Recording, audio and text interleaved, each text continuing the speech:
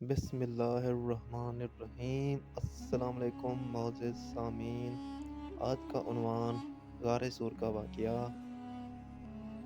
ہجرت کے موقع پر حضور اکرم صلی اللہ علیہ وآلہ وسلم اور حضرت ابوبکر صدیق رضی اللہ عنہ غار سور میں تشریف فرما تھے۔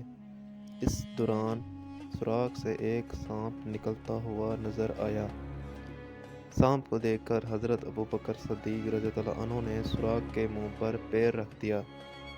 سانپ جب نکل نہیں سکا تو حضرت ابوبکر صدیق رضی اللہ عنہ کے پیر میں ڈسا۔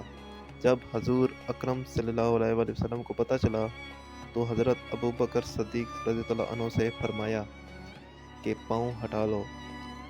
بتایا جاتا ہے کہ سانپ حضرت عیسیٰ علیہ السلام کا امتی تھا، جس نے حضرت عیسیٰ علیہ السلام سے درخواست کی تھی کہ میں حضور اکرم صلی اللہ علیہ وآلہ وسلم سے ملاقات کرنا چاہتا ہوں۔